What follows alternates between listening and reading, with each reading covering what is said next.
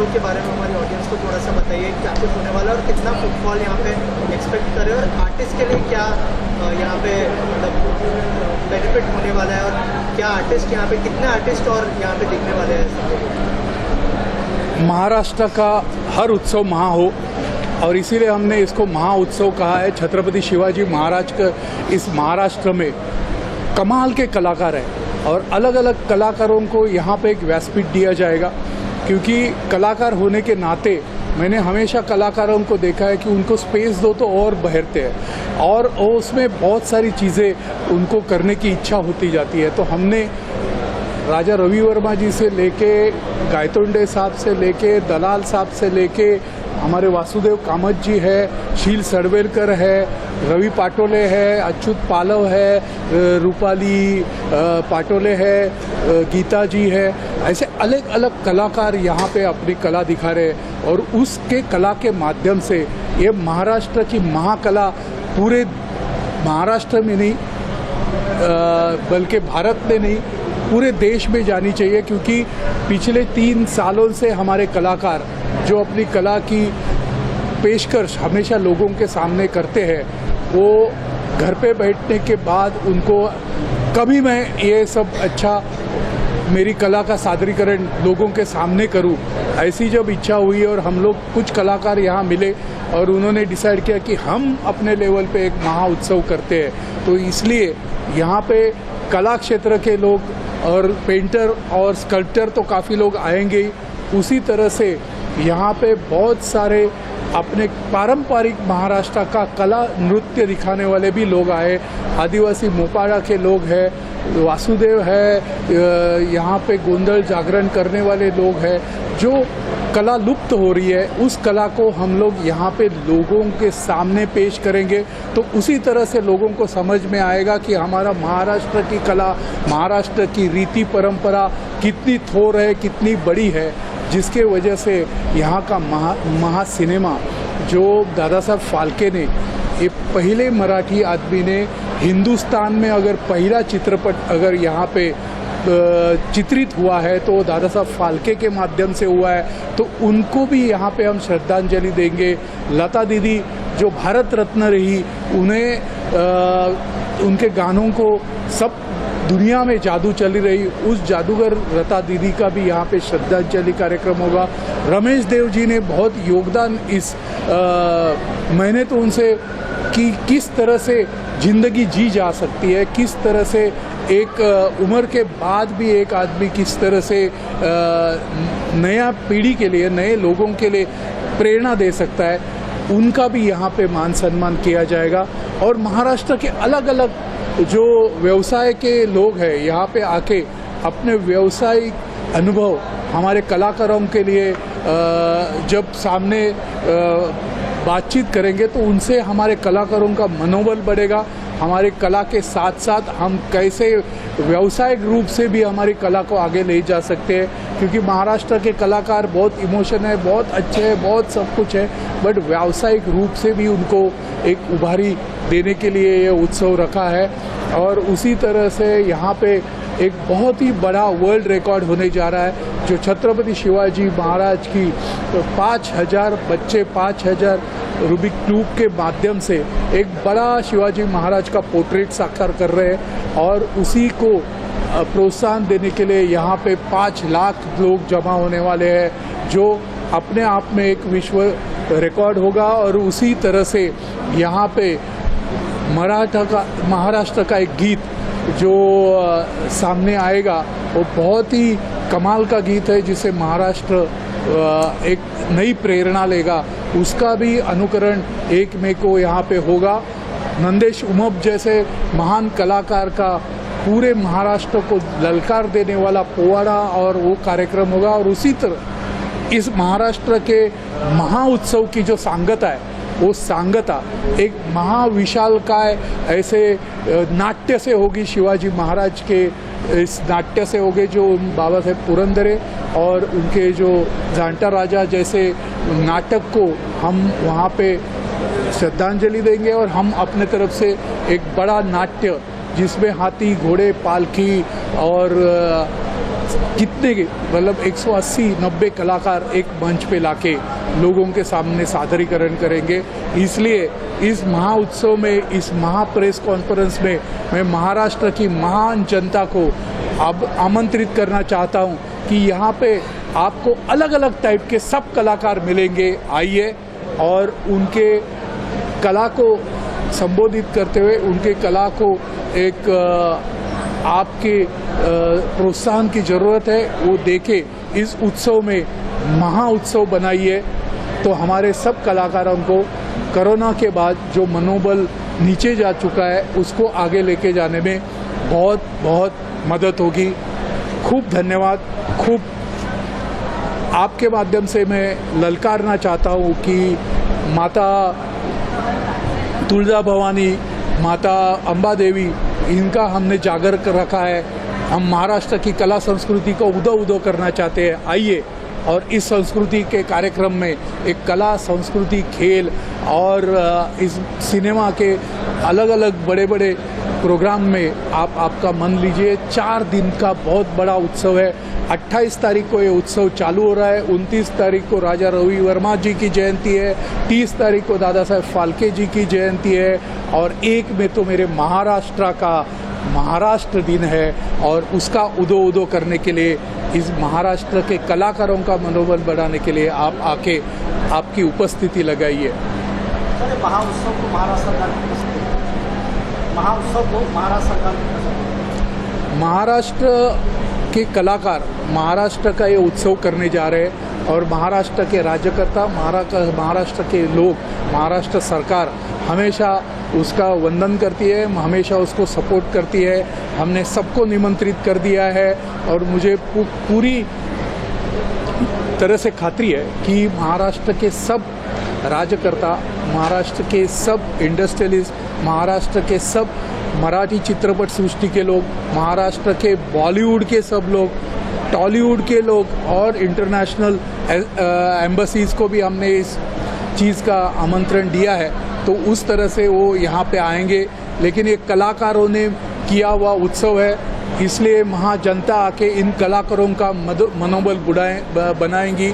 हम किसी एक फ्लैग के नीचे नहीं है, हम महाराष्ट्र के भगवे के नीचे है और महाराष्ट्र हम चाहते हैं कि कलाकारों की भाषा हमारी जनता समझे। Thank you sir, thank you so much. हाँ, Hindi Marathi whatever comfortable. Okay, क्या कहना चाहेंगे इस महोत्सव के बारे में और कितना फुटफॉल यहाँ पे एक्सपेक्ट कर रहे हो आप लोग? जी, सबसे पहले तो मैं खुद एक शिल्पकार हूँ, रूपाली पाटोले, और ये जो महा उत्सव की जो कॉन्सेप्ट है वो दादा के साथ हम मिलके हमने डेवलप की है। जैसे गौतम पाटोले जी है, मैं हूँ, गीता कैस्टिलिनो है, हम सभी कलाकारों ने एक साथ आके, जैसे हम दिवाली सेलिब्रेट करते हैं, होली सेलिब्रेट करते हैं, तो 1 मई जो महाराष्ट्र दिन सेलिब्रेट होता है, तो वो क्यों नहीं हम सब जो महाराष्ट्र, सिर्फ महाराष्ट्रियन नहीं बट महाराष्ट्र ने बहुत सारे दूसरे भाषिकों को भी एक साथ अपने पास लिया है। बहुत सारे लोग रहते हैं यहाँ पे। मुंबई नगरी जो ऐसी है जिन्होंने सबको इतनी आकर्षित है, सबको आकर्षित करती है मुंबई नगरी। तो यहाँ पे बहुत सारे लोग हैं, उनका जन्म हुआ है, यहाँ पे आके व्यवसाय कर रहे हैं, यहाँ पे आके अपनी जो कला है वो कला को बढ़ावा दे रहे हैं। तो ऐसे सभी लोग, अगर ये 46 एकड़ की जो लैंड है, यहाँ पे इतना बड़ा स्पेस है और यहाँ पे इतने सुंदर बहुत सारे, जैसे आज हम लोग जो ये महल में बैठे हैं, यहाँ पे प्रेम रतन धन पायो का शूटिंग हुआ था, यहाँ पे शनिवार वाड़ा है, ऐसे बहुत सारे सेट्स हैं। एनडी स्टूडियो ये फिल्म सेट्स के लिए फेमस है। तो ऐसी जगह पे हम लोग ये महा उत्सव की कल्पना हमने रची।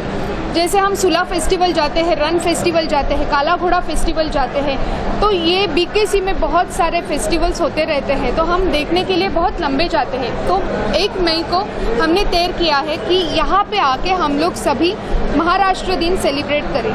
तो ये उत्सव में, जैसे उत्सव में बहुत सारा फेस्टिवल्स रिलेटेड ऐसी जो चीज़ें रहती है, तो वैसे यहाँ पे बहुत सारे स्कल्प्टर है, यहाँ पे बहुत जो दिग्गज कलाकार जो होके गए हैं और जो है और जो अपकमिंग आर्टिस्ट है, उनके पेंटिंग से, उनके स्कल्पचर से, उसके साथ साथ जो स्ट्रीट आर्टिस्ट है, जैसे लोककला है, महाराष्ट्र मतलब महाराष्ट्रामध्ये मराठीमध्ये बोलतात दगडांच्या रेषा. महाराष्ट्र हा आपल्या गड किल्ले यासाठी फार फेमस आहे. पण मला असं वाटतं की महाराष्ट्रातला जो रांगडा महाराष्ट्र आहे, कुस्ती आहे, खेळ आहेत, त्याचप्रमाणे लोककला आहेत, वासुदेव, पिंगळा, त्याचनंतर गोंधळ यासारखे खूप सुंदर कलाकारी तुम्हाला एव्हरी डे तुम्हाला बघायला मिळणार आहे. जो ज्योतिषी आहे, जो नंदी बैल आहे, म्हणजे महाराष्ट्रातलं जे कल्चर आहे, महाराष्ट्रातली जी चव आहे महाराष्ट्राची, ती तुम्हाला इथे चाकता येणार आहे. विविध प्रकारचे पश्चिम महाराष्ट्रापासून कोकणापर्यंतचं संपूर्ण महाराष्ट्राची खाद्य संस्कृती तुम्हाला एकाच ठिकाणी इथे दिसणार आहे. महाराष्ट्रातली जी पॉटरी आहे, धारावीसारखं एक ठिकाण आहे जिथे खूप मोठं मातीकाम चालतं, ते तुम्हाला इथे पाहण्यास मिळणार आहे. त्याचबरोबरीने नुसते मोठे मोठे दिग्गज कलाकारच नाही, तर तुमच्या आमच्या माणसांमध्ये आणखी एक कलाकार लपलेला असतो, तुमच्या सर्वांमध्ये. तसं पोलीस हे रात्रंदिवस आपल्यासाठी राबत आहेत आणि गेले 2 वर्ष तर पोलिसांनी त्यांचं जे कार्य दाखवलं कोरोनामध्ये, तर पोलिसांच्या आतला पण एक कलाकार, त्यांची चित्र आपण इथे मस्तपैकी डिस्प्ले करणार आहोत. पोलिसांची चित्र, पोलिसांच्या चित्रांबरोबर आपण इथे NGOज जे काही महाराष्ट्रात सामाजिक संस्था आहेत, आनंदवन आहे, स्त्रीमुक्ती संघटना आहे, ॲडॉर चॅरिटी आहे, आत्मनिर्भर, अशा संस्थांचा इथे सहभाग आहे. या संस्था त्यांचं काम, दिशा फाउंडेशन नावाची संस्था आहे, त्या नेत्रदानावर खूप सुंदर काम करत असतात. तर दिशा फाउंडेशन इथे येणार आहेत. सुंदर पितळी भांडी जी आता बघायला मिळत नाही, तर अशी 250 ते 300 पितळी भांड्यांचं, ज्यात न्हाणीघरं आहेत, ज्याच्यात जुनी संस्कृती, आपला जुना काळ कसा होता ह्याचं प्रात्यक्षिक तुम्हाला बघायला मिळेल. म्हणजे तुम्ही सकाळी 11 वाजता आतमध्ये एंट्री केल्यानंतर पूर्ण दिवस तुम्हाला पुरणार नाही आहे. रात्री 11 वाजता तुम्हाला जेवूनच घरी जायचं आहे. उत्सव यहाँ पर होने वाला है, थोड़ा सा बताइए कि कितने लोगों को आप लोग एक्सपेक्ट कर रहे हो जो देख रहे हैं यहाँ पर आर्ट और जो कला यहाँ पे देख रहे हो, उस कला को अट्रैक्ट करने के लिए आप लोग क्या कुछ करेंगे? There are about, in Mahotsav, there are about 12,000 to 15,000 participants already, and we are expecting about at least 8 lakh people in the next 4 days. We've been actually having all look of Maharashtra, basically art, culture. There is also philanthropy, thinking about all the different kinds of corporate social activities, as well as for social work from that point of view. A lot of NGOs are coming. Paramparik Karigar, that is the traditional artisans who are coming over, and they are coming from all over India, from Rajasthan, Bengal, Assam, Orissa, Maharashtra definitely. And these are the people who will be coming over here, and every day they are going to have demonstrations for students, for adults, for any age group basically. Similarly, we are also having another aspect of it. Today, a lot of children do not read much, and that is another concern which Mr. Pradeep Lokhande had, and he started a thing called पुस्तकांचं गाव. ते पुस्तकांचं गाव जे आहे ते त्यांनी पुण्याला छान create केलं आणि त्यांनी खूप पुस्तकं जमवली. ती पुस्तकं ते डोनेट करतात. तर he is actually donating about 15,000 books for age 11 to 16, and these books will be distributed to the visitors or the students who are coming over here, and we will be giving it to them. At the same time, another thing that we are having with that is the competition. When each child, when he or she gets the book, along with that there is going to be a postcard which will be given to them, and in that postcard they have to actually write down anything about 2 to 4 sentences only about what has impacted their life from different kinds of what idols they have. So it could be our prime minister, it could be a cricketer, it could be their own parents, it could be a classmate, it could be a teacher, it could be a principal. But once they write down that, then that goes back to Mr. Lokhande, and then he is going to send it across to those people whom they have written it to. So this is going to be another very interesting part basically. Besides Paramparik Karigars, we are also having Bara Balutedar, that is the 12 different kinds of village activities which used to be done earlier in Baramati, and we are having all those people coming over here on the street day from Gondali to Vasudev. There are also artisans who are coming over, which are like carpenters are there, these are the people who will come over here and do the demonstrations, as well as they'll be selling their art, which is a dying art. Another thing is Ghongdi.com. Ghongdi is something which has been a very medicinal value, which is like a blanket basically, which is a dying art in India, and this is being revived by Mr. Borate of Ghongdi.com, and he will be coming over here with the Ghongdi. So there will be a demonstration of how Ghongdis are being woven. At the same time, it will be on sale also for people. So I think I urge people that as much as possible, just to see what the art and culture of Maharashtra is, it's better to come over here, have a look. At the same time, even the Maharashtrian cuisine, which is there of Maharashtrachi, so that would also be a very, very good part to come over here and enjoy yourselves, enjoy your taste buds basically. आणि मला वाटतं हा सगळा जेवढी जनता इकडे येईल आणि हा जो ॲम्बियन्स आहे इंडी स्टुडिओचा, तो सगळ्यात मला खूप महत्त्वाचा वाटतो, की जो ॲम्बियन्स आपल्याला नेहमीच्या धकाधकीच्या जीवनात कुठेही बघायला मिळत नाही. आणि that is something which is very important for me, that लोक इकडे येतील, लोकांनी बघावं हे सगळं, आणि लोकांनी हे सेट्स बघावे, आणि त्याच्यामुळे आणखीन या सगळ्या पूर्ण महाउत्सवाची आणखीनच जास्त शान वाढलेली आहे. थँक्यू. कला हे दालन आहे आणि त्या कलेबद्दल सांगा, आणि कलाकार आपण कुठल्या कुठल्या कलाकारांची